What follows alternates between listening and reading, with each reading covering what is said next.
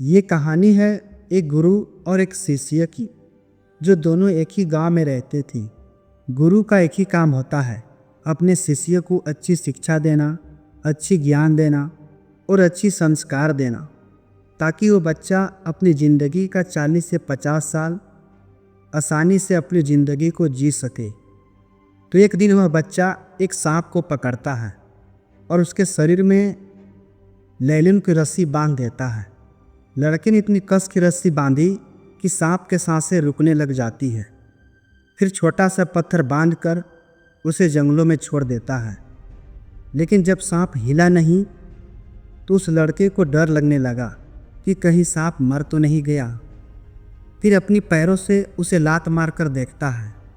सांप बड़ी मुश्किल से धीरे धीरे जमीन पर रेंगने लगता है। फिर भी वह लड़का खुश नहीं होता। दूसरे दिन वह लड़का फिर एक मेंढक पकड़ता है। उसके साथ भी वही करता है जो पहले सांप के साथ किया हुआ था।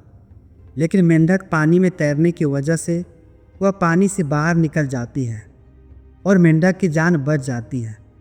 बेजुबान जानवरों को तंग करने की मजा लड़के के अंदर की शैतानी भरी निर्दयी को बढ़ावा देने लग जाती है।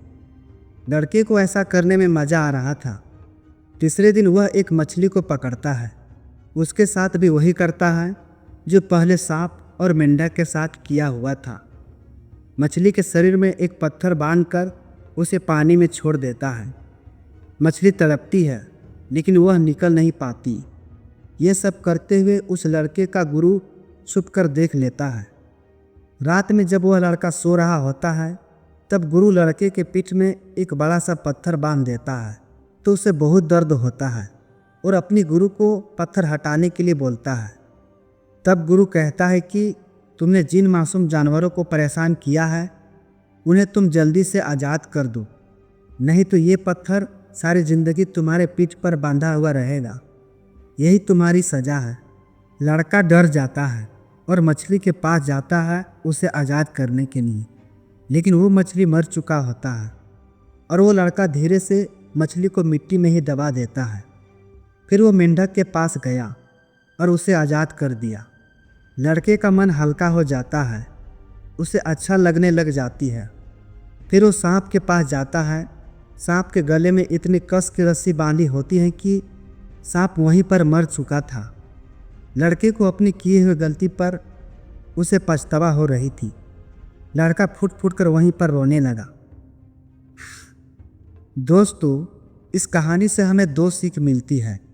पहला सीख ये है कि जब हम कोई गलती कर रहे होते हैं तो हमें पता नहीं होता क्या सही है क्या गलत है, और हमें उस गलती को करने में मज़ा भी आता है, खुशी भी मिलती है, सुकून सा महसूस होता है।